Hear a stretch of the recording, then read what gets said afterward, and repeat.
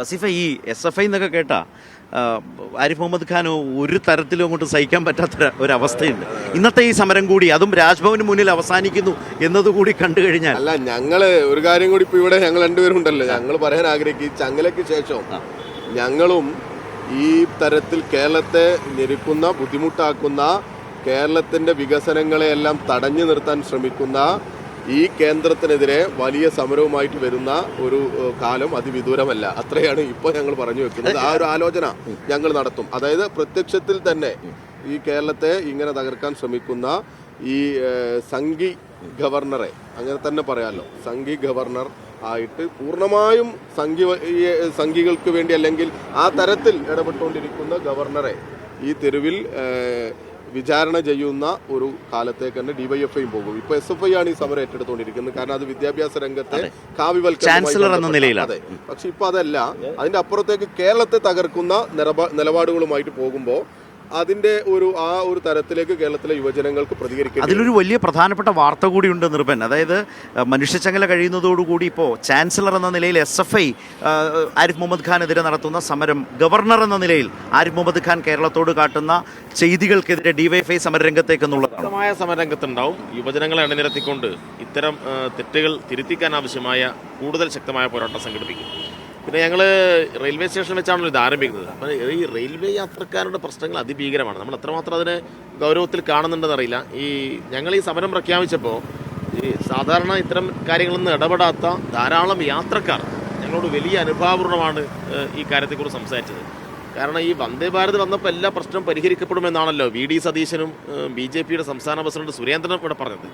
ആ വന്ദേ ഭാരത് വന്നപ്പോൾ സുരേന്ദ്രനും സതീശനും ഒരേ ആവേശമായിരുന്നു. പക്ഷെ എന്താ ഉണ്ടായത് വന്ദേ ഭാരത് മോശമാണെന്ന് അർത്ഥത്തിലല്ല പറയുന്നത്. പക്ഷെ അത് ഓടാനാവശ്യമായ ട്രാക്ക്, അതിൻ്റെ കപ്പാസിറ്റി പരിശോധിക്കണ്ടേ? അത് ഓടാനാവശ്യമായ വേഗത ഇവിടെ ഇല്ലല്ലോ. അതൊരു വളരെ പ്രധാനപ്പെട്ട പ്രശ്നമായിട്ട് ഉണ്ട്. അതുകൊണ്ട് ധാരാളം സാധാരണ ട്രെയിനുകൾ പിടിച്ചു വെക്കുകയാണ്. അപ്പോൾ അതിൻ്റെ വലിയ ബുദ്ധിമുട്ട് ആളുകൾക്ക് ഉണ്ടാവുന്നു. ഇപ്പോൾ കഴിഞ്ഞ ദിവസം പരശുരാമ വണ്ടിയിൽ എത്രയോ ദിവസമായിട്ട് ഈ കുട്ടികളൊക്കെ ബോധം കെട്ട് വീഴുകയാണ്. ചവിട്ടി നിൽക്കാൻ സ്ഥലമില്ല, വിരലൂന്നിയിട്ടാണ് ആളുകൾ നിന്ന്. പരശുറാമിലെ സ്ഥിതിയാണ്. പരശുറാം ഉൾപ്പെടെയുള്ള പ്രധാനപ്പെട്ട രാവിലത്തെ വണ്ടികൾ വലിയ ദുരിതമാണ്. ഒരു ദുരന്ത യാത്രയാണ് അവർക്ക് ഉണ്ടാകുന്നത്. മറ്റൊന്ന് ഈ പ്രൈസ് മെക്കാനിസം എന്നൊക്കെ പറഞ്ഞാൽ ആളുകൾക്ക് വലിയ പണം നഷ്ടമാവുകയാണ്. ഇപ്പം നമ്മളിപ്പോൾ ഒരു ടിക്കറ്റ് റിസർവ് ചെയ്താൽ യാത്ര നടത്തിയിട്ടില്ലെങ്കിൽ പോലും നമ്മുടെ അക്കൗണ്ടിൽ നിന്ന് പണം അങ്ങ് പോവുകയാണ്, തിരിച്ചു കിട്ടുന്നില്ല. നമ്മുടെ ഈ മുതിർന്ന പൗരന്മാർക്ക് നേരത്തെ ഉണ്ടായ യാത്ര ഇളവുണ്ട്, അത് പൂർണ്ണമായും കോവിഡ് കാലത്തോടുകൂടി റദ്ദ് ചെയ്ത് കളഞ്ഞു. അതേക്കുറിച്ച് കേരളത്തിൽ റെയിൽവേയുടെ ചുമതലയുള്ള മന്ത്രി V. അബ്ദുറഹ്മാൻ പറഞ്ഞൊരു കാര്യമുണ്ട്. നവകേരള സദസ്സിനിടയിൽ അദ്ദേഹവുമായി ഇതുപോലെ രാവിലെ സംസാരിച്ചപ്പോൾ 2 തവണ ഇതുമായി ബന്ധപ്പെട്ട വിഷയം സംസ്ഥാനം കേന്ദ്രത്തിന് മുമ്പാകെ അവതരിപ്പിച്ചു, നേരിട്ട് പോയി മന്ത്രിയോട് സംസാരിച്ചു. പക്ഷേ ഒരു തരത്തിലും ആ ഇളവ് പുനഃസ്ഥാപിക്കാൻ തയ്യാറല്ല എന്നുള്ള നിലപാടാണ്. ഒരു ശത്രുതാ മനോഭാവമാണ് നമ്മോട് കാണിക്കുന്നത്. അപ്പോൾ ഞാൻ പറഞ്ഞല്ലോ, ഈ ഒരു ശത്രു രാജ്യം പോലെ കണക്കാക്കിയാണ് കേരളത്തിൽ. യഥാർത്ഥത്തിൽ നമ്മുടെ ഫെഡറൽ തത്വങ്ങളുടെ വലിയ ലംഘനമാണ് നടന്നുകൊണ്ടിരിക്കുന്നത്. ഇപ്പോൾ യൂണിയൻ ഗവൺമെൻറ് എന്ന് പറഞ്ഞാൽ എല്ലാ സ്റ്റേറ്റിനെയും ഒരുപോലെ പരിഗണിക്കണ്ടേ? അപ്പോൾ നമ്മുടെ നികുതി വിഹിതം നമുക്ക് തിരിച്ചു കിട്ടുന്നില്ല, ഇതുമായി ബന്ധപ്പെട്ട റെയിൽവേ ആനുകൂല്യങ്ങൾ കിട്ടുന്നില്ല. ബജറ്റ് അവതരിപ്പിക്കുന്ന സമയത്ത് കേരളത്തിൻ്റെ റെയിൽവേ വികസനവുമായി ബന്ധപ്പെട്ട കാര്യങ്ങളൊന്നും നടക്കുന്നില്ല. ഏറ്റവും മോശമായ ബോഗികളല്ലേ ഇവിടെ തരുന്നത്. സാധാരണ നമ്മൾ ബോഗി നോക്കിയാൽ മനസ്സിലാവുമല്ലോ, വൃത്തിയില്ല, സുരക്ഷയില്ല, നിരവധി പ്രശ്നങ്ങൾ ഇവിടെ ഉണ്ടാവുകയാണ്. അപ്പോൾ അതുകൊണ്ട് യാത്രക്കാർ ഒരിക്കലെങ്കിലും ട്രെയിൻ യാത്ര നടത്തിയ ആൾ ഈ സമരത്തിൻ്റെ ഭാഗമായി മാറും എന്ന ഉറപ്പാണ് നമുക്കുള്ളത്. കാരണം അത്രമാത്രം ദുരിതം അവർ അനുഭവിക്കുകയാണ്. അപ്പോൾ അത് റെയിൽവേയുമായി ബന്ധപ്പെട്ട ഒരു വലിയ ജനകീയ പ്രശ്നമാണ്. കേരളത്തിലെ റെയിൽവേ യാത്രക്കാർ, ട്രെയിൻ യാത്രികർ അനുഭവിക്കുന്ന ബുദ്ധിമുട്ടുകൾ, ഏറ്റവും അധികം സമയം ഈ ട്രെയിനുകൾ പിടിച്ചിടുന്ന അവസ്ഥ, ഇതെല്ലാം സൃഷ്ടിക്കുന്ന ഒരു വലിയ ബുദ്ധിമുട്ട്. അത് ജനങ്ങൾക്ക് തന്നെ ബോധ്യമുള്ള ഒരു പ്രശ്നം. മറ്റ് 2 വിഷയങ്ങൾ, ഒന്ന് നിയമന നിരോധനവും അതുപോലെ തന്നെ അത് നിലനിൽക്കുന്ന തൊഴിലില്ലായ്മയുടെ ഒരു ദേശീയ സാഹചര്യം. 2 കേരളത്തെ സാമ്പത്തികമായും ഭരണപരമായും ഞെരുക്കുന്ന കേന്ദ്ര സർക്കാർ എന്നുള്ളതാണ്. ഇതും വളരെ ശക്തമായി തന്നെ ഈ മനുഷ്യചങ്ങലയിലൂടെ ജനങ്ങളിലേക്ക് വസീഫ് എത്തിക്കുന്നതിനുള്ള എല്ലാ ഒരുക്കങ്ങളുമാണോ പൂർത്തിയാക്കിയിട്ടുള്ളത്? നമുക്ക് ഈ സംസാരം അവസാനിപ്പിക്കാം. തീർച്ചയായിട്ടും ഈ നമ്മളിവിടെ മുന്നോട്ട് വെക്കുന്ന രാഷ്ട്രീയം, അതിലൊന്ന് നേരത്തെ സൂചിപ്പിച്ചതുപോലെ റെയിൽവേ കേരളത്തോട് കാണിക്കുന്ന അവഗണനയാണ്. ഒരു പൊതുഗതാഗത സംവിധാനത്തെ ആശ്രയിക്കുന്ന ജനങ്ങൾക്കൊക്കെ വലിയ നിരാശയാണ് ഇത് കൊടുക്കുന്നത്. പ്രത്യേകിച്ച് കേരളം പോലെയുള്ളൊരു സംസ്ഥാനം എന്ന് പറയുന്നത് കുറച്ചുകൂടി മെച്ചപ്പെട്ട യാത്രാ സൗകര്യം ആഗ്രഹിക്കുന്ന ഒരു സംസ്ഥാനം കൂടിയാണ്.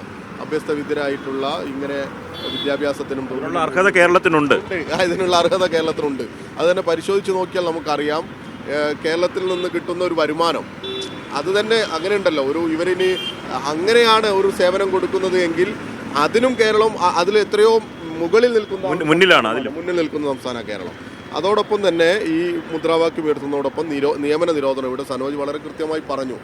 റെയിൽവേയിൽ തന്നെ 4 ലക്ഷത്തോളം ഒഴിവുകളുണ്ട് എന്ന് ഇവർ തന്നെ പാർലമെന്റിനകത്ത് പറഞ്ഞതാണ്. 4 ലക്ഷത്തോളം ഒഴിവുകൾ 2019 ഞങ്ങളുടെയൊക്കെ സമരവും ഇങ്ങനെയുള്ള ആവശ്യമൊക്കെ മുൻനിർത്തി പരീക്ഷ നടത്തിയിരുന്നു. ആ പരീക്ഷ നടത്തിയിട്ട് അപേക്ഷാ ഫീസിനത്തിൽ എനിക്ക് തോന്നുന്നു ഏകദേശം 1200 കോടി രൂപയോളം ഇവർ വാങ്ങിവെച്ചു എന്നുള്ളതാണ്. പക്ഷേ നിയമനം കാര്യമായിട്ട് നടന്നില്ല. ഞങ്ങൾ തന്നെ റെയിൽവേയിലേക്ക് മാർച്ച് നടത്തിയത് താൽക്കാലിക നിയമനത്തിനെതിരെയാണ്. റിട്ടയർഡ് ചെയ്തവരെയും അതുപോലെ തന്നെ താൽക്കാലികമായിട്ടൊക്കെ ആളുകളെ 8000 മുതൽ 10,000 വരെ രൂപ കൊടുത്ത് താൽക്കാലികക്കാരെ അവിടെ നിയമിക്കുന്ന ഒരു സാഹചര്യം ഉണ്ടായത്. അങ്ങനെ സകല മേഖലയിലും നിയമന നിരോധനം. ഇപ്പോൾ വന്നൊരു കണക്ക് UPSC കഴിഞ്ഞ 6 മാസ കാലയളവിൽ 2925 നിയമനം മാത്രമേ ഇന്ത്യയിൽ നടത്തിയിട്ടുള്ളൂ എന്നുള്ളതാണ്. 26 സംസ്ഥാനങ്ങളിലെ ആകെ നിയമനങ്ങൾ പരിശോധിക്കുകയാണെങ്കിൽ 19,646 മറ്റാണ് ആകെ നിയമനം കൊടുത്തത്.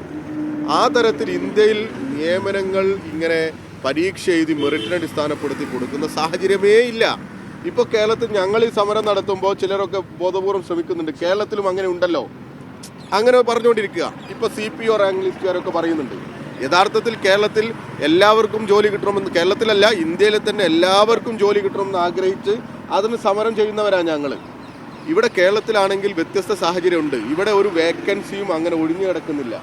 ന്യായമായും ഒഴിഞ്ഞു കിടക്കുന്ന ഒരു തസ്തികയുമില്ല. അവിടെയൊക്കെ നിയമനം നടത്തുന്നുണ്ട്. ഇല്ലെങ്കിൽ ഞങ്ങൾ അതിന് ഇടപെടാൻ, ഞങ്ങൾ അതിന് സമരം ചെയ്യാൻ ഒക്കെ ഞങ്ങൾ തയ്യാറാണ്. കേരളത്തിലെ ഗവൺമെൻറ് അതിനോട് വളരെ പോസിറ്റീവായ സമീപനം സ്വീകരിക്കുന്നു. പക്ഷെ രാജ്യം അങ്ങനെയല്ല. ലക്ഷക്കണക്കിന് വേക്കൻസികളാണ് ഒഴിഞ്ഞു കിടക്കുന്നത്. അതോടൊപ്പം കേരളത്തെ സാമ്പത്തികമായുള്ള ഈ വല്ലാത്ത രീതിയിലുള്ള ഒരു കേരളത്തിനെ ഉപരോധിക്കുന്ന സാഹചര്യം, ഈ ഉപരോധിക്കുന്ന ഈ സാഹചര്യവും കേരളത്തെ സാമ്പത്തികമായി ഞെരുക്കുന്നത് കൂടിയാണ്. അഡീഷണൽ തസ്തികകൾ അധികമായി ഇപ്പോൾ ഞങ്ങളോടൊക്കെ ഈ ഞങ്ങളുടെ സമരത്തിനടിയിലൊക്കെ ബോധപൂർവമായി ചിലർ പരിശ്രമിച്ചുകൊണ്ടിരിക്കുന്നുണ്ട്. കേരളവും അങ്ങനെയാണല്ലോ, ഇവിടെ നിയമന നിരോധനമാണല്ലോ എന്നൊക്കെ. കേരളത്തിൽ ഇനിയും ഈ പണമൊക്കെ കിട്ടിക്കഴിഞ്ഞാൽ കൂടുതൽ പേർക്ക് പുതിയ തസ്തികകൾ അനുവദിച്ച് പോസ്റ്റ് ക്രിയേഷനുകളൊക്കെ നടത്തി കൂടുതൽ പേർക്ക് നിയമനം കൊടുക്കുന്ന ഒരു സാഹചര്യം കേരളത്തിൽ ഉണ്ടാകും. ആ സാഹചര്യത്തെയൊക്കെയാണ് ഇവർ സാമ്പത്തികമായി ഉപരോധം ഏർപ്പെടുത്തുന്നതിലൂടെ തടയുന്നത്. അതിനെതിരെയൊക്കെയാണ് വലിയ സമരത്തിൽ. വസീവ് പറഞ്ഞതിൽ ഇപ്പോൾ PSC നിയമനം PSC നിയമനത്തിൻ്റെ ഒരു ദേശീയ ശരാശരി നോക്കിയാൽ ദേശീയ ശരാശരിയേക്കാൾ എത്രയോ മുകളിലാണ് കേരളം. വളരെ നാമമാത്രമാണ് മറ്റ് സംസ്ഥാനങ്ങളുടെ PSC നിയമനം എന്ന് പറയുന്നത്. സംസ്ഥാനമാകട്ടെ കേരളം റിപ്പോർട്ട് ചെയ്തല്ലോ 30,000-ലധികം നിയമനം കേരളത്തിൽ ഈ വർഷം നടത്തി എന്നുള്ളതാണ്. വലിയ നമ്പറാണ് കേരളത്തിൽ നടക്കുന്നത്. 2,22,000 പേരെ ഈ കഴിഞ്ഞ 7 വർഷം ഇടതുപക്ഷ ഭരണകാല കാലയളവിൽ നിയമനം നടത്തി. അങ്ങനെ കേരളത്തിലെ PSC ഒരു മാതൃകാ പ്രവർത്തനം നടത്തുന്നുണ്ട്. ഈ സാമ്പത്തിക പ്രതിസന്ധിയുടെ ഒക്കെ കാലഘട്ടത്തിലും എവിടെയും അങ്ങനെ തസ്തികകൾ ഒഴിഞ്ഞു കിടക്കുന്നില്ല. അഡീഷണലായിട്ട് പുതുതായി തസ്തികകൾ സൃഷ്ടിക്കുന്നതിൽ പ്രയാസങ്ങളുണ്ട്. ആഗ്രഹമുണ്ട് കേരളത്തിലെ ഗവൺമെന്റിന് എന്നാണ് ഞങ്ങൾ മനസ്സിലാക്കുന്നത്. പക്ഷെ അതിന് സാമ്പത്തിക ബാധ്യത ശുപാർശയുണ്ട്. ആളുകളുടെ എണ്ണം വർദ്ധിപ്പിക്കണം എന്നൊക്കെ പറഞ്ഞിട്ടുണ്ട്. സ്വാഭാവികമായിട്ടും അത്തരം ശുപാർശകൾ നടപ്പാക്കേണ്ട എന്ന അഭിപ്രായം DYFIക്കില്ല.